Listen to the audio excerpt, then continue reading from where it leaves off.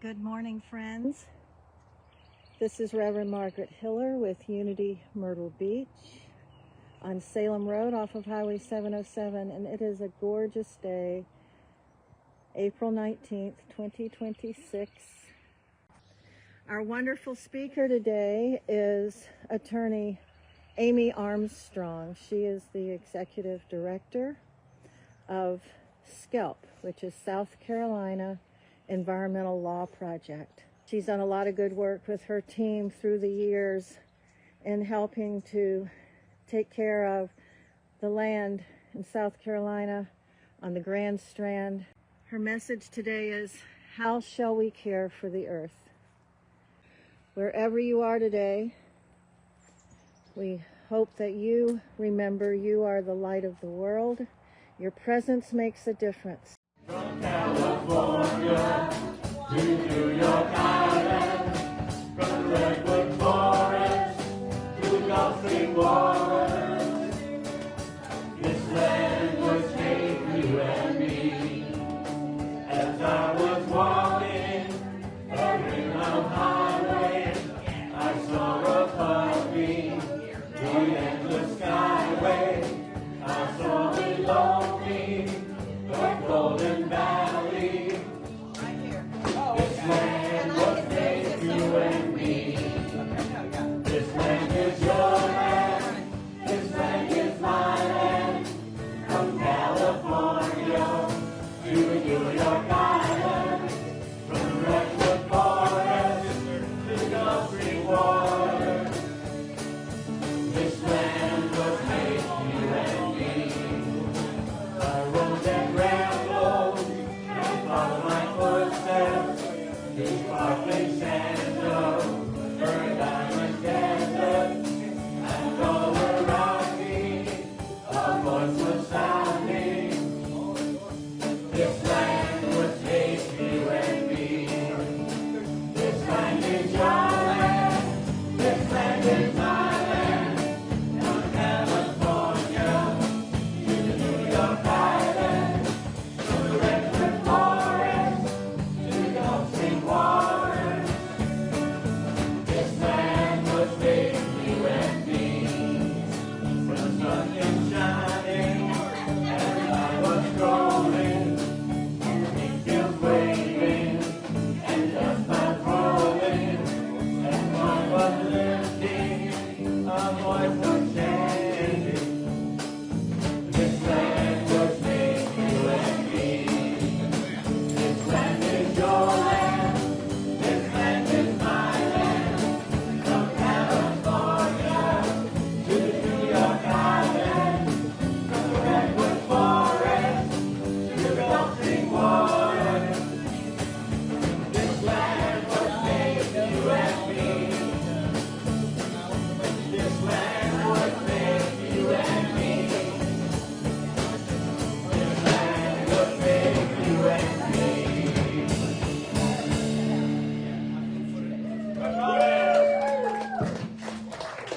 You know, it feels good to sing a good song about America with what our country is experiencing right now, just to feel good about this beautiful country that we live in.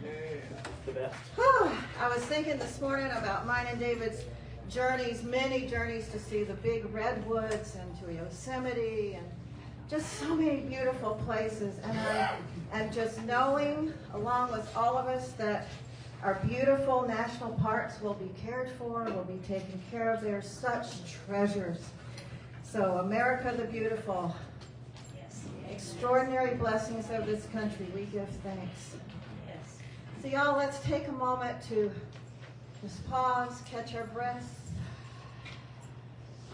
taking a deep breath of gratitude for this place, this moment, this land, the trees, the birds, all the life moving through us and around us.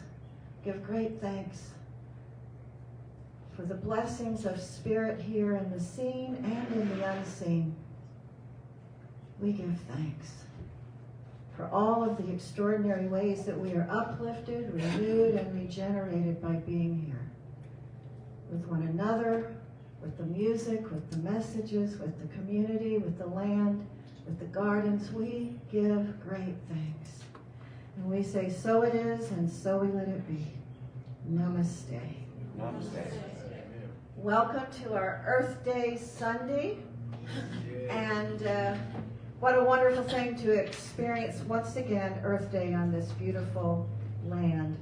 And I would like for us all together now to say our Lord's Prayer together. It's on your blue cards. And it's the Lord's Prayer translated from Aramaic, which was the language of Jesus. So if you don't know it by heart by now, here it is on your blue card. All of us together, please. Father, Mother, Birther, and Breath of all, create a space inside us and fill it with your presence. Let oneness now prevail. Your one desire then flows through ours as energy fills all form. Give us this day our physical and spiritual nourishment, and untangle the knots of error that bind us as we release others. Do not let appearances make us forgetful of the source, but free us to act appropriately. From age to age through you flow the glorious harmonies of life. May these words be fertile statements through which our future grows. Amen, amen, and amen. I love that prayer. So today is Earth Day Sunday. There's lots of events going on around the Grand Strand today and next weekend and through the week. So this is a moment where maybe more than usual we let ourselves take a deep breath and feel our connection with nature. You know, there's a little place that I drive through on my way here every time I come here. And I turn off of Wachisaw onto Journey's End. You know Journey's End Road? Yeah, I do. And there's a little section where both sides of the road are wetland. And every time I pull through that section, I can feel my body just that one little brief, just a minute to drive through that section. So I hope all of us are taking some moments in our lives to find a garden, find a park, go to the mountain, go to the beach, and just let ourselves receive the extraordinary blessings of Spirit through nature. I'm giving thanks this morning for Thomas Berry. His close friends knew him as Brother Uncle. He was a Jesuit brother and considered the father of the environmental movement. And he wrote a book called The Great Work. And the most beautiful part of his story for me is that he felt his oneness with the all that is when he was 12 years old. And it was in Greensboro, North Carolina, where he was born and raised. And he simply walked into the meadow behind their home. And he stood still. Yes, 12-year-old boys can stand still. And he stood in the meadow, and he said for the first time he felt God's Spirit presence, just feeling his connection with nature. Now, a lot of us have that story. I do. My first moment of feeling oneness was looking into a bird's nest. And I knew that I was a part of something so much bigger. Just looking at 3 little blue bird eggs. And I was 5 years old. So this morning, just let's remember the moments where we felt oneness in nature and let ourselves feel that again. Today's daily word I'm reading for April 22nd, which is Earth Day. And so let's take another deep breath and listen to the words of our wonderful daily word. It's called, the affirmation is Earth Blessing. With a heart of love and hands in service, I bless the earth. Wow, that could be our motto here.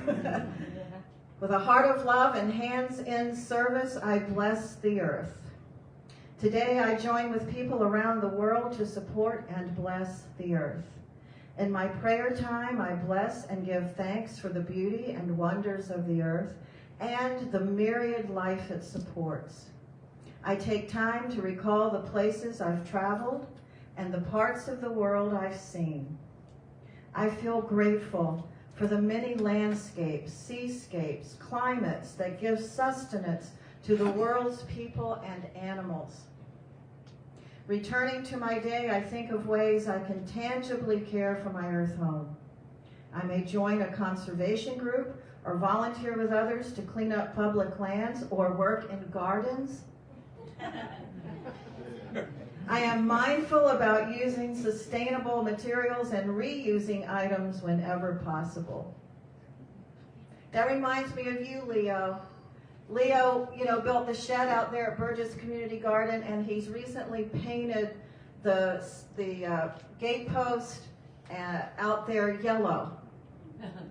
You can't miss it anymore because it's bright yellow. I said, Leo, I'm so glad you chose bright yellow. He said, well, that's the color I had. That's what I had. So that's what this says. I'm mindful about using sustainable materials and reusing items whenever possible. I bless the earth by walking gently upon it. Let's say that together. I bless the earth by walking gently upon it. And from Psalms, the heavens are yours. The earth also is yours. The world and all that is in it are yours. Ours to care for. So today we have our wonderful speaker who has been here with us before, Attorney Amy Armstrong. She's the Executive Director of SCELP, which is South Carolina Environmental Law Project. And she knows a whole lot about what's going on around the Grand Strand in South Carolina in terms of conservation and caring for the earth. Thank you to Cynthia Swanson, who set up again for us to have Amy as our speaker. We always are glad when you come, Amy, to speak with us. So we're going to have one more song, What a Wonderful World, and then I'll lead in meditation, and then Amy will deliver the message. Amy will deliver.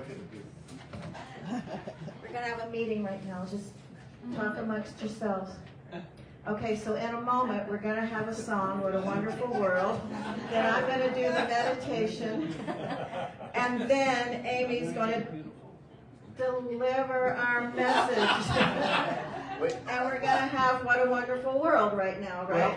Well, how about we do America the Beautiful, then that? I thought you just did America the Beautiful. We never did it. Okay, listen. They're going to do a song, and then I'm going to do a meditation.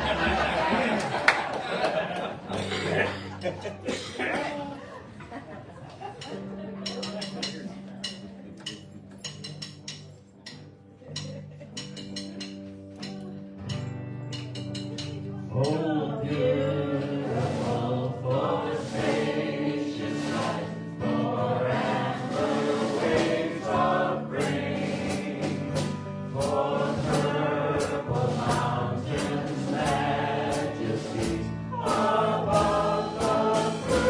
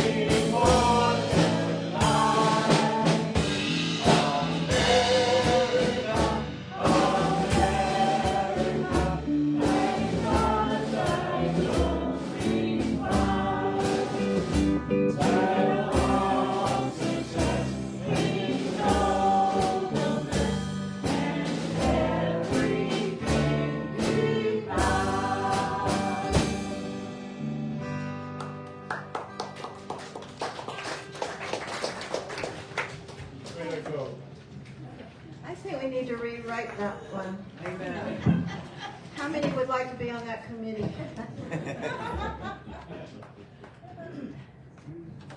Okay.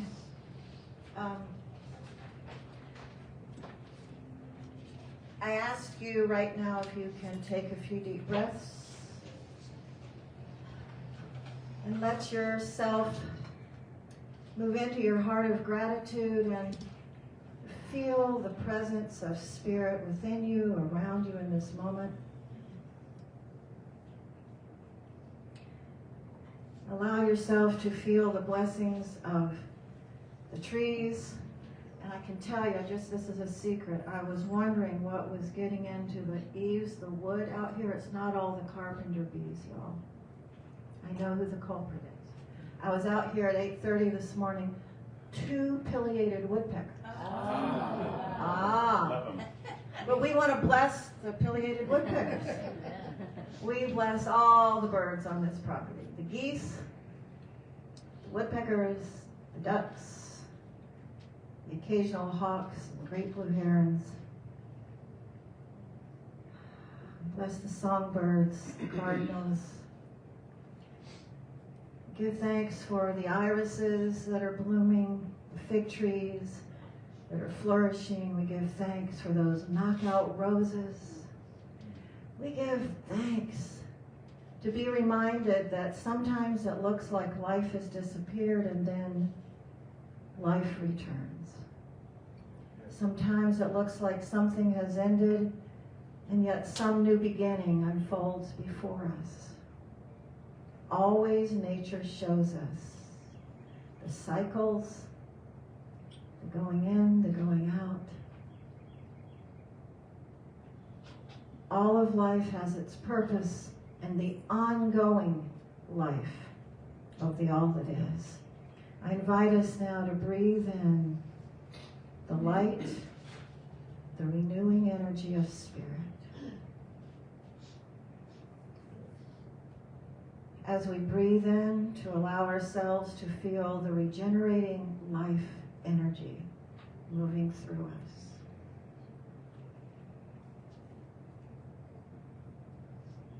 As we breathe in, we remember we are the light. We breathe out as we amplify the light. As we think of our world family right now, all nations, our beautiful planet, we breathe in gratitude. We breathe out gratitude.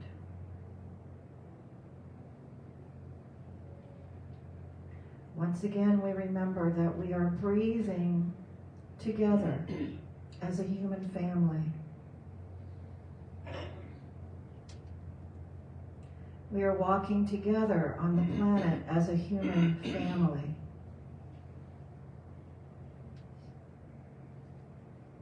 We are learning and awakening together as a human family.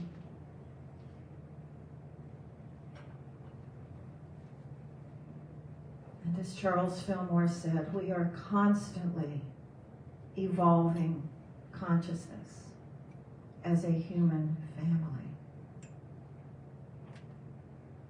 This morning we breathe in to gratitude for all of nature, the four-leggeds, the winged ones, the minerals, the air, the water.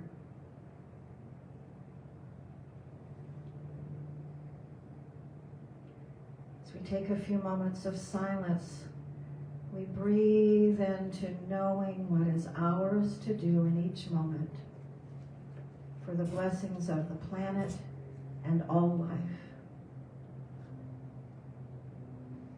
We breathe into gratitude.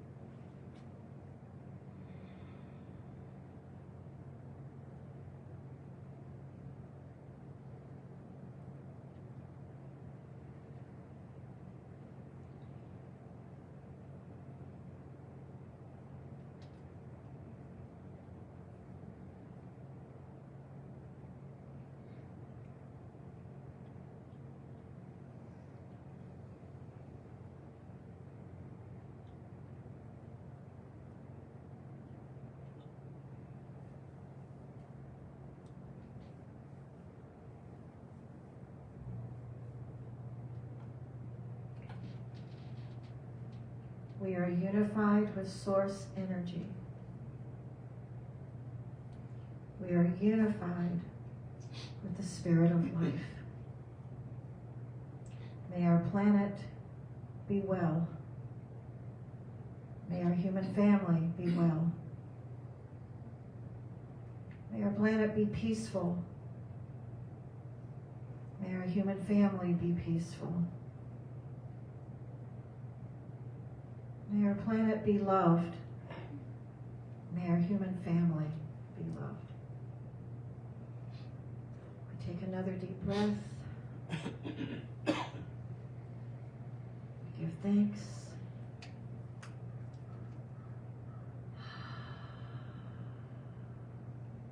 We say, so it is, and so we let it be.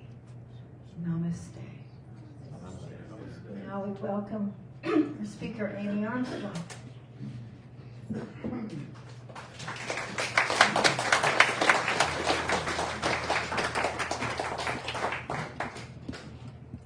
morning. Good morning. And thank you for having me again. It's been a while, but it's just a pleasure to be with you all this morning, and really a gift for me on Earth Day. And the title of today's talk is really how shall we then treat the Earth? Or how then shall we treat the Earth? And actually, the Reverend gave me a selection of titles, and I chose that one because I really felt like it was a good opportunity for us to really think about how we treat the Earth. And it's a simple question, but it asks everything of us, because how we answer it shapes how we live, what we value, what we protect, and what we allow.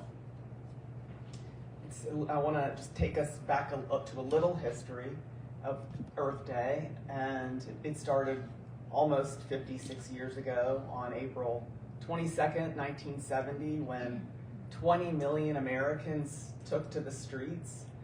That's, at the time, was 10% of our population.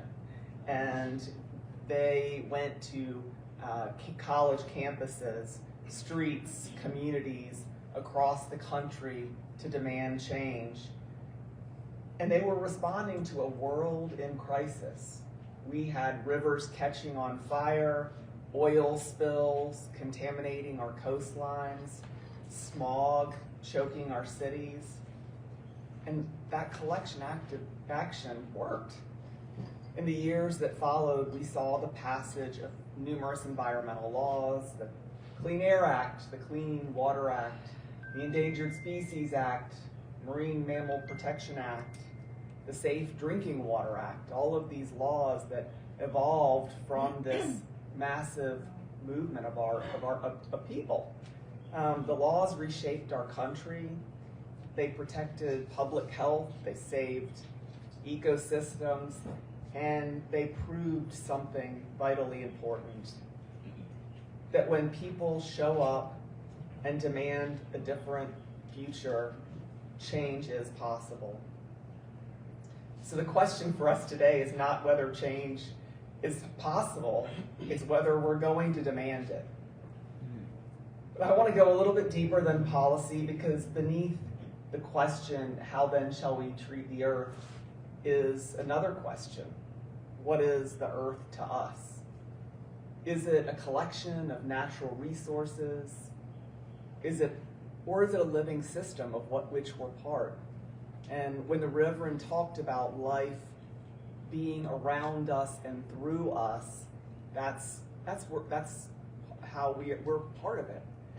But she also talked about seeing that nest for the first time and feeling a oneness. I would argue that that's a recognition that the Earth is a living system of which we are a part. So that language, natural resources, may seem harmless, but it actually reveals a worldview, and it suggests that nature exists primarily for human use, that its value is tied to what we can extract from it: timber, land, minerals, water. But what if that legal framework is part of the problem? There's a growing body of thought and research called Earth jurisprudence, or Earth law. And Earth Day to me seems like an ideal time to share some of these concepts with you and to consider whether this kind of a paradigm shift to this kind of a framework might be really what we need to demand now.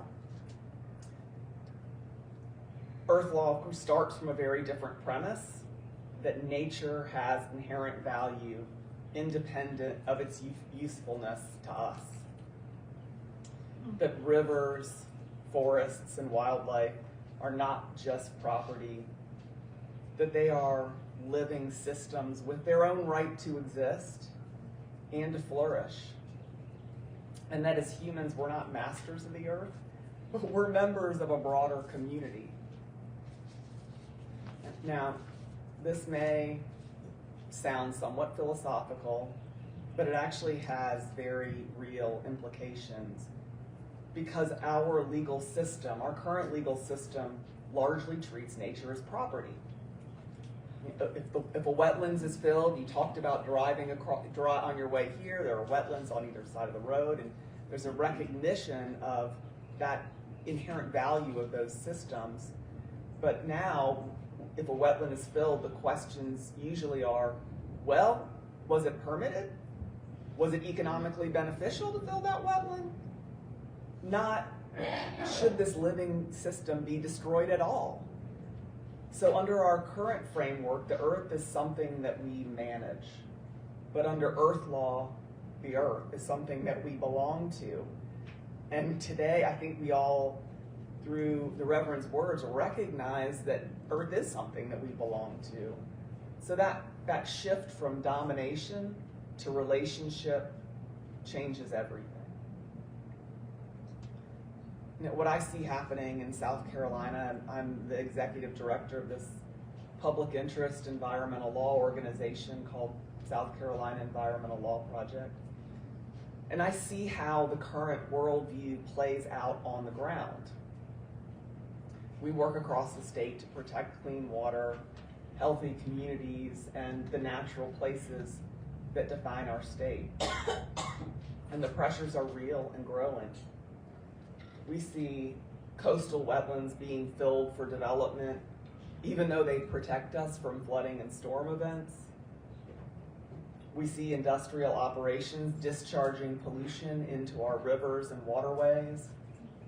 We see communities, often rural or historically marginalized, living right next to landfills and industrial sites. We've worked on cases involving a variety of these issues, and they're almost too many to count.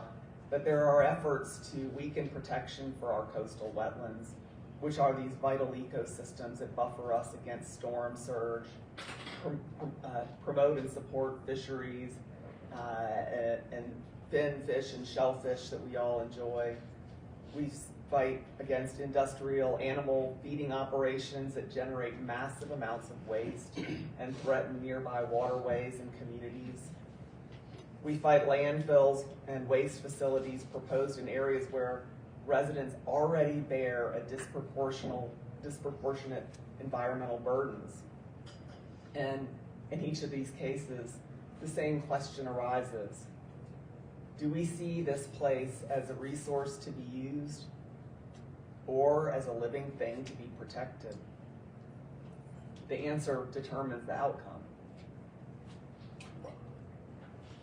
And we can't just talk about environmental protection without talking about justice.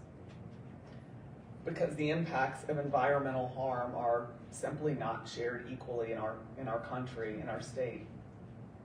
And too often the burden falls on communities with the least political power, those that are in the wrong zip codes. Very often it's low-income communities, rural communities, communities of color that are disproportionately bearing the burdens of environmental harm. Places where people may not have the resources to fight back, which means this is not just about the earth in the abstract. It's about people. It's about fairness.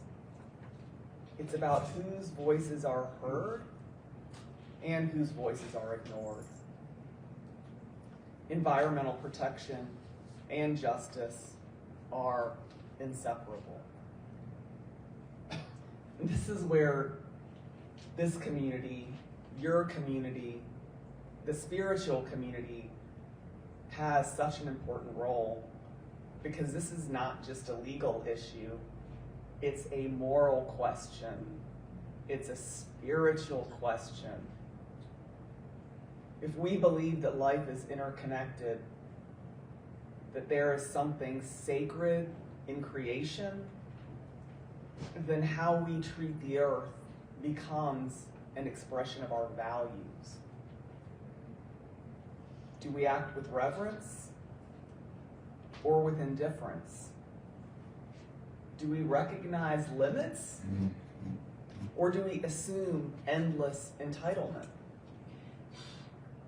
Every action that we take participates in something larger, in what can be described as the unfolding of fear or the unfolding of hope. And there is reason for hope. We have seen what collective action can do 56 years ago.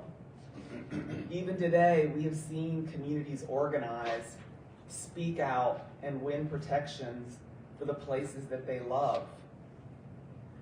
We have seen that laws can change. We've seen ecosystems recover when given the chance. And we're seeing a growing recognition, especially among younger generations, that we need a different relationship with Earth. One rooted not in extraction, but in respect. So what does this mean for us? It means the answer to how shall we then treat the earth is not abstract, it is lived. We each have a role to play. As consumers, as voters, as members of a community, we can make choices. We can support policies that protect air, water, and communities. Right now in Georgetown and Horry counties, our councils are considering measures to protect wetlands, like including buffer requirements and permitting to prevent illegally filling wetlands that people think are protected but actually aren't. Supporting those kind of policies at the local government level. Speaking up when you see harm or injustice occurring. Reducing our own impact where we can. Showing up at public hearings, community meetings, and yes, even protests. We can do that. Just like those who gathered on the first Earth Day, right? Because their actions shaped the world we inherited, and our actions will shape the world that we leave behind. So I'll leave you again with the question, how then shall we treat the earth? Not as a resource, but as a relationship. Not as property, but it is a community of life. Not as something that we own, but something that we belong to and are responsible for. Earth Day is not just a celebration, it's an invitation for us. It's an invitation for us to rethink our place in the world, to stand up for what is sacred, to protect what is vulnerable, both human and ecological, and to choose again and again to be part of the unfolding of hope. I just want to thank you for being here, for being a place where this message is invited and welcomed. And I encourage you all to think of the ways that you can participate in how we change the earth that we're leaving behind for future generations. Thank you.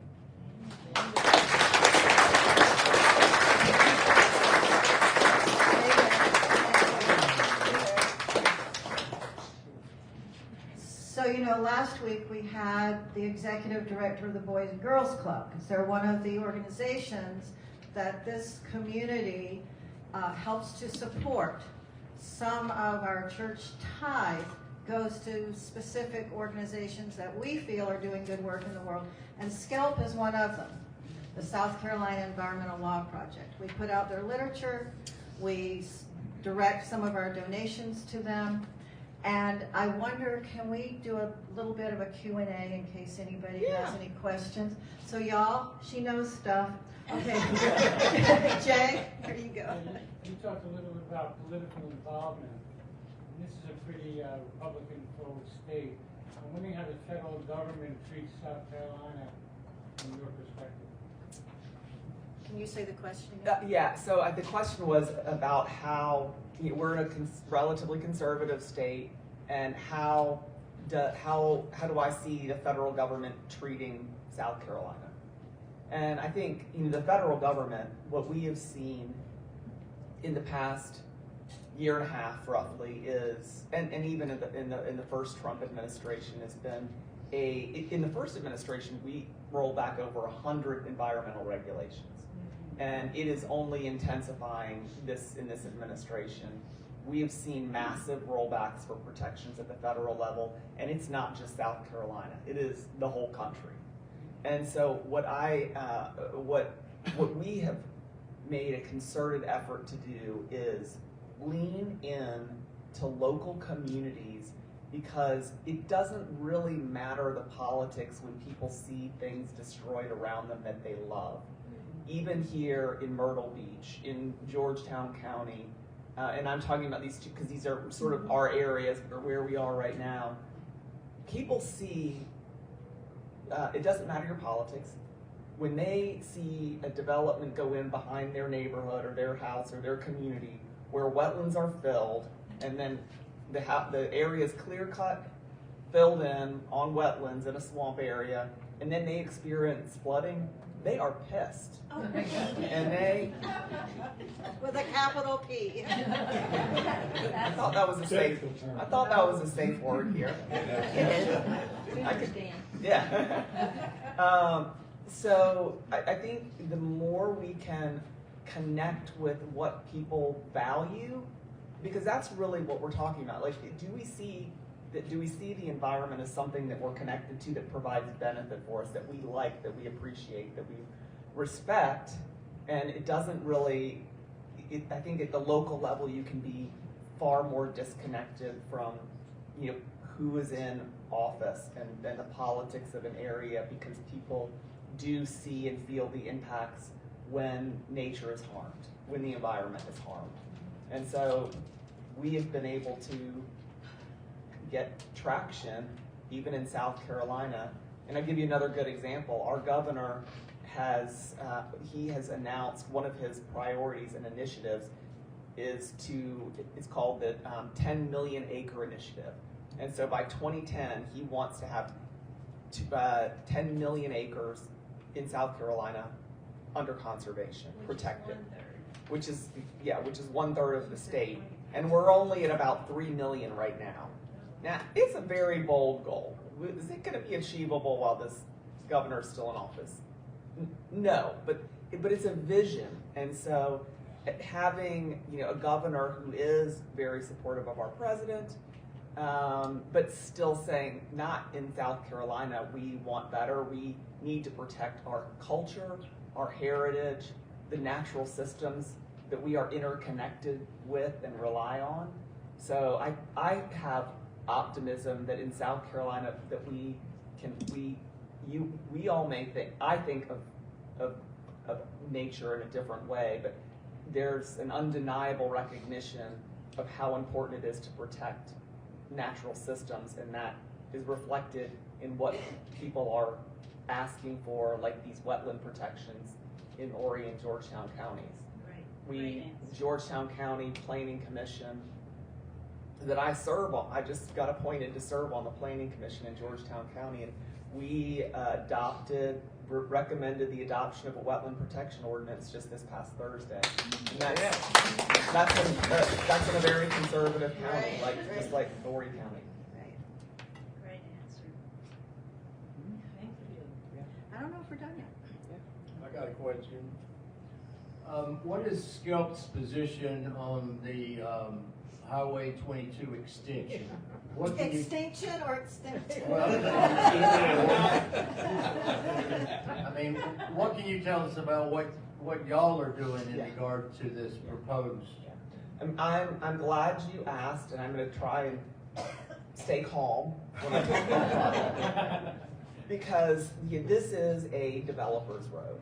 I mean, what will happen is, of course, it's going to cross over the Waccamaw River and through the Waccamaw Wildlife Refuge, and it will destroy hundreds of acres of bottomland hardwood swamp, wetlands that abut the Waccamaw River and that are key to habitat corridors for wildlife. So there's the environmental implications of it.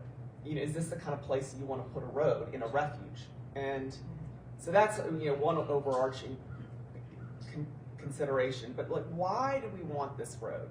At first it was sold as an evacuation route, but as you all know, it will end on 501. It's not getting us out. It's dumping you onto another road that has a lot of traffic. And I mean, that's an easy alarmist way to try and promote something. But the end game here is what happens when you build a road into a rural part of Horry and Georgetown counties is you will now make that land available for development. And you are opening it up to making it more accessible. And then, but the people that are going to buy the less expensive homes in the rural part, at least they'll start out being less expensive. The people that are moving there are going to be just like the people that bought property out on Highway 90 that want to come to the beach. I mean, so they are still going to come here.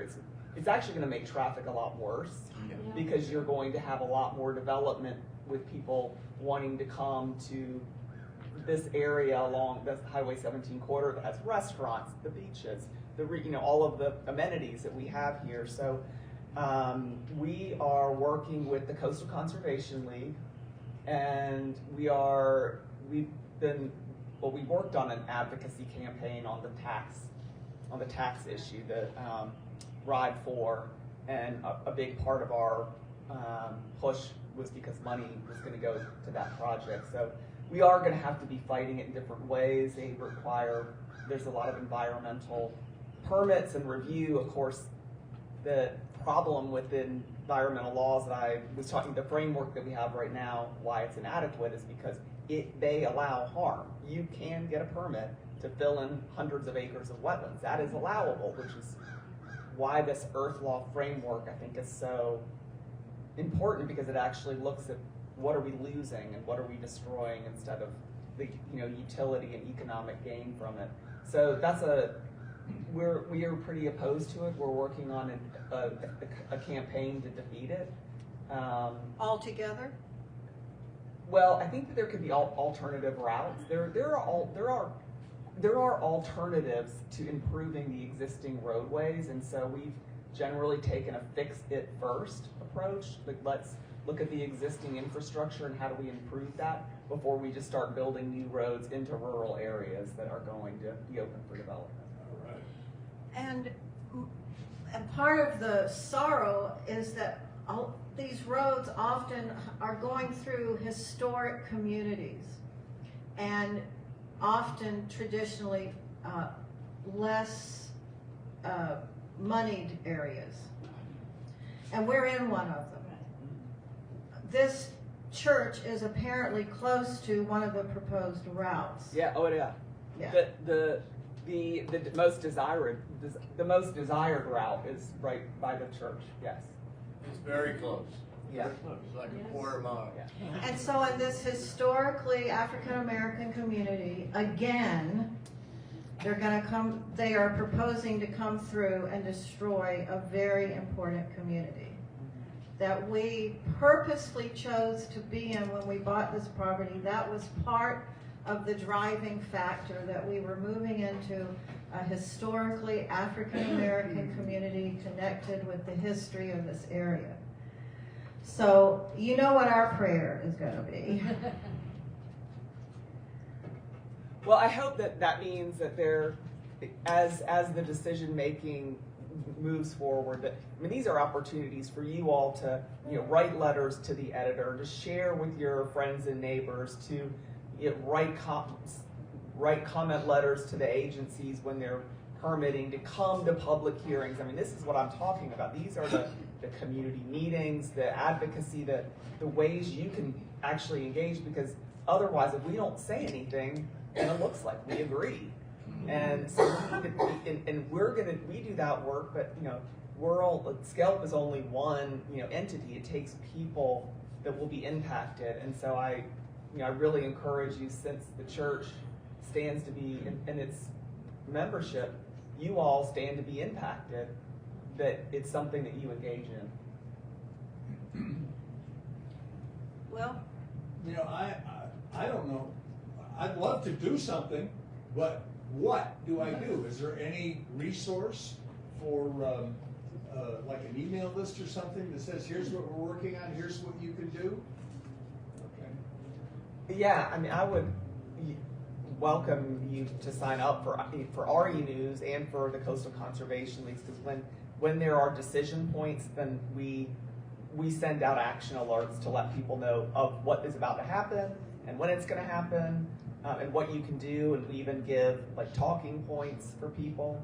So if you sign up for the e-news, then you can find out about those kind of things, and we try and Is that it? Yeah, it's handout back there. Yeah, yes, it is. People can see me too.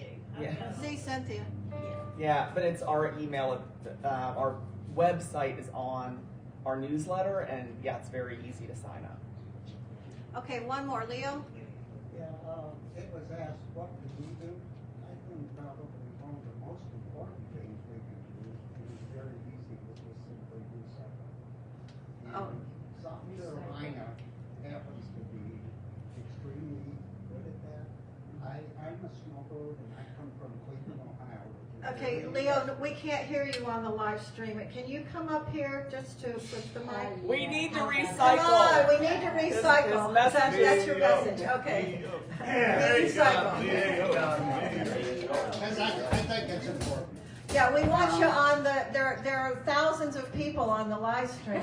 First of all, I'm a Okay, snowbird. here you go. First of all, I'm a snowbird. Hold it to your mouth. Hear you. I come from Cleveland, Ohio, which is Speak into the microphone. a very industrial city. All right? And as a matter of fact, it was the Cuyahoga River that caught on fire that you referred to. And I happen to live probably 10 miles from there. So, my kids taught me how to recycle when they were 4 years old. Today they're in their 50s. So, it's a very simple thing to do. I think what you're talking about is extremely important. And let's just reduce the amount of materials that we consume that need to be recycled, like water bottles. Yeah. Now, I got really interested in this several years ago, and some of you may be familiar with the solid landfill over on 90. All right, it happens to be where we get all of our humus at for the garden. The compost, Yeah. the soil. When I got interested in this, I called them up and asked if I could take a tour and see how they operate. They were very glad to do that. They stuck me in a pickup truck, drove me all along the land site, showed me how they separated things, and they actually made electricity out of it. And if I remember right, in New York City several years ago, I heard they used to dump all the garbage in the ocean. Yep. They started putting it in landfill. They created methane gas from that and ran all the school buses on it. That's the kind of things I think we need to do. Thank you, Leo. Thank you. Oh, let's give another hand to Amy. Thank you, Amy. So, Amy will be around after service to continue talking with you, so you can sign up for the emails. Thank you for opening your hearts to listen to Amy's message. Important message, and we're so grateful that to be affiliated with Amy and Scalp and the good work that they're doing. So let's take a deep breath. Once again, we get to ask, what is mine to do? Let's see, shop at consignment shops, reuse, repurpose, recycle. I was at the first Earth Day in Jacksonville, Florida. Yes, I'm that old. Wow. I just a little hippie girl, but I was there. Wait, who else was there? Anybody else? The first Earth Day. Jacksonville, Florida. Woo! Yeah. We quit school at Myrtle Beach High School and walked to Conway and picked up trash. Wow, cool. Thank you. Okay, y'all, we are asking today what is ours to do, and always seeking that higher consciousness. I love this. Earth is something that we belong to. I love that. Earth is something that we belong to and has value beyond its use to us. The land is of value on its own, beyond any use that we can make of it. Living system. Earth is a living system with the right to exist. Yeah. And if you've been paying attention to all the research about the fungi and the mycelium and the network that is below the soil, and we really are all connected, the Wood Wide Web. That's what they call it, the Wood Wide Web, the communication that's going on from tree to tree to tree to tree all over the earth. We're a part of some wonderful, mysterious process, and we still don't understand it all, but we're opening our hearts and minds to do that. Okay, y'all, let's take a deep breath. We're going to move now into our time of offertory. This is one of our wonderful opportunities to give to the good work of this community. The help and support that comes to this community from so many people in terms of volunteering, in terms of giving donations of toilet paper, of paper towels, of work in the gardens, and of course of the financial support. We are very grateful.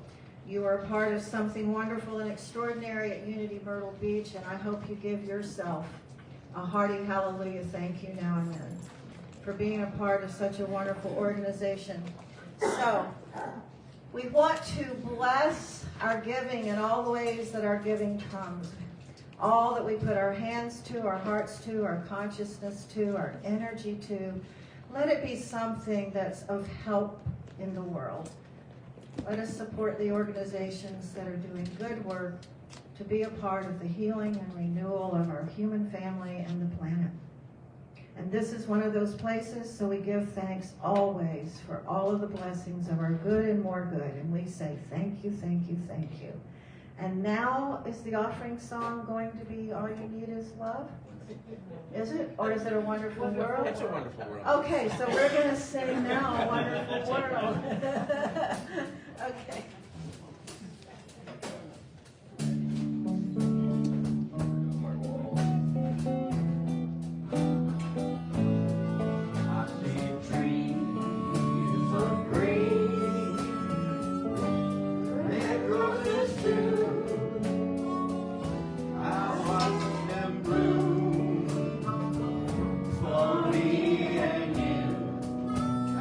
Think of myself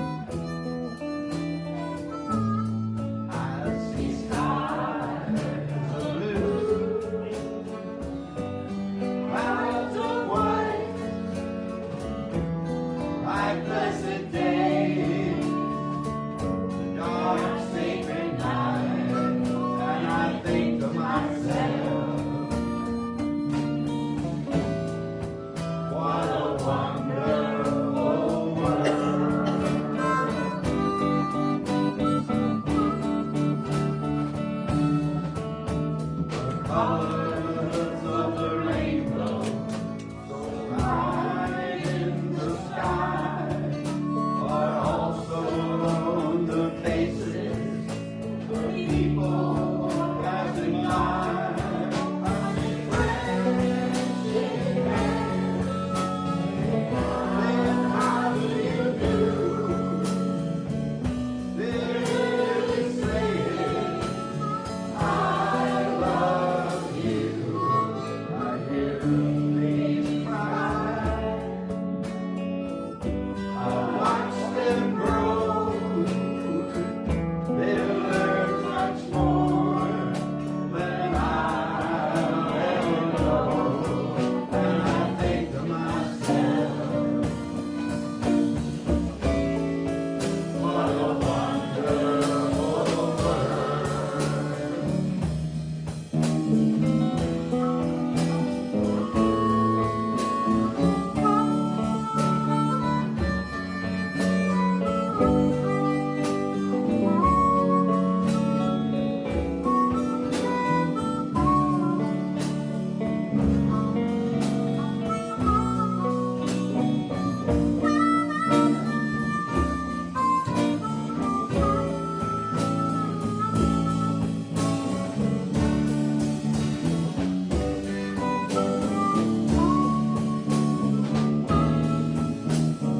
colors of the rainbow, so bright in the sky, are also the faces of the people passing by.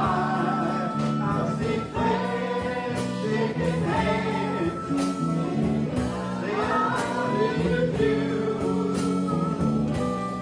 They're really saying, I love you. I hear babies cry. I watch them grow. They'll learn much more than I'll ever know. And I think to myself, what a wonderful world.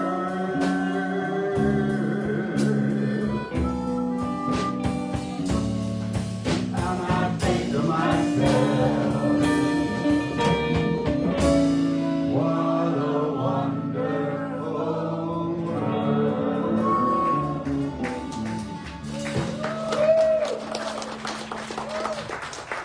Satchmo would be proud. So y'all can't see this, but from up here, Beverly Spalding is back there going. Just like a praise song in a church can be. I love that song, played in a church or anywhere. We give again great thanks for all the good and the more good that comes through this community to build this place as a spiritual and healing center. We give thanks. So it is, so we let it be. Namaste. Woo! I wrote on my tithe check this morning, for the good and the more good. There's always more. All right, y'all, we want to welcome everybody. Is anyone here for the first time? First time? First time? Also, from back here, I just saw Lance lean over and kiss his mama, Michelle, on the cheek. I love standing up here and seeing what goes on. All right, everyone's welcome. So the prayer box is over here on the table for your Unity prayer team, and also to be sent to Silent Unity for 30 more days. Your April month at a glance is on the back table. We've got ongoing classes, as you know. The Wednesday book group, Atom Smashing Power of the Mind. The Wednesday Zoom class with Reverend Marilyn Maddox. By the way, the book group now includes a 20-minute silent meditation at the end. So keep that in mind as you're planning your time. Thursday is A Course in Miracles with John Wilder. That's 11 to 12:30. So there's lots of flyers on the back table about our events. But one that's coming up next Saturday is Sada and Maitreya will be doing the all-day meditation and nature retreat. Last time they did it, we got huge numbers of good responses. Do you have a... Yeah, they're going to be closing out the registration on Tuesday because they have to know how many people. For Okay, so they're closing out registration on Tuesday. The flyers for the all-day healing retreat are back on the table, so be sure and sign up. They've got the little code and everything that you can use. Okay, and next Sunday, April 26th, our guest speaker will be John Wilder. He is our facilitator of A Course in Miracles on Thursdays, has been a student of A Course in Miracles for a lot of years, and you know this is their 50th anniversary year, The Course in Miracles. He served on the Unity Myrtle Beach board for several years and is currently our new board president, y'all. And he's a singer in the band. All right, y'all, and any other announcements before I go to my last one? I want to say something about my friend here. Well, why don't you say something? I appreciate, of course, Amy is a friend of mine, and they do wonderful work at her organization, Skill. But I want to say, everyone says, what can I do? Everyone in this organization is fired up about just what Amy was talking about. Well, there are things we can do, and one thing is we can, y'all, every single day, Amy and her staff of like 15 are working on this stuff, and we can pay them. We can join Scalp and support them, and we don't have to do it. Somebody else is paying for us. It's fabulous. One more thing we can do, I think about this stuff night and day. Y'all know I breathe it and everything. You can come and talk to me about an upcoming election, which is very important, and I can tell you something you can do with your vote and the vote of your neighbors. Thank you, and good night. When is the election? In Jesus' name. All right, see Cynthia, she's our conservation mother. Yes. Okay. Okay, y'all, so our last announcement is if you signed up for the volunteer appreciation lunch, then after service, please make your way over to the barn. Colleen will have, hold on just one sec. Okay, Colleen has your name tag. So if you signed up for the volunteer appreciation lunch, go to the barn, see Colleen, put on your name tag. If we've left something off of your volunteer service list, then you can add it on your name tag, okay? Because let me tell you something about this group. They don't always do what you ask them to do.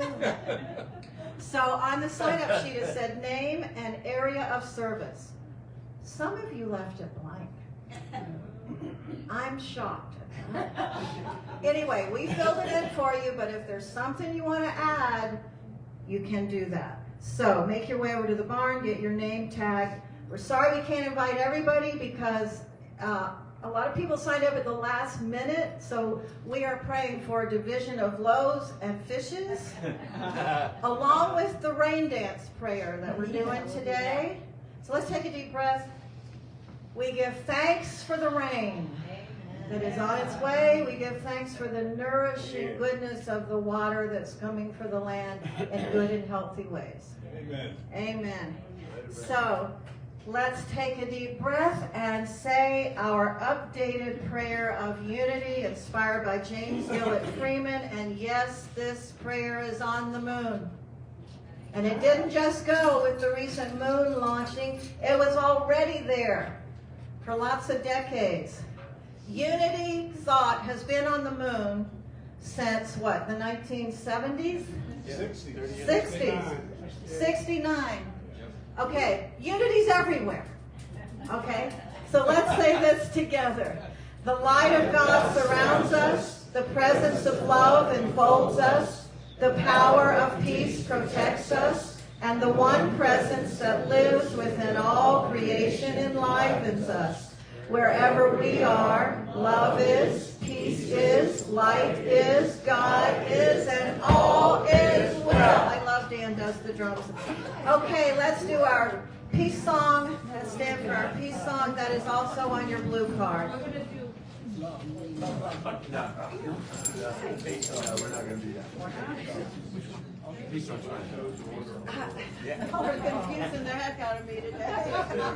And it doesn't take much. Okay, this is where we do our peace song, I think. All right, here we go.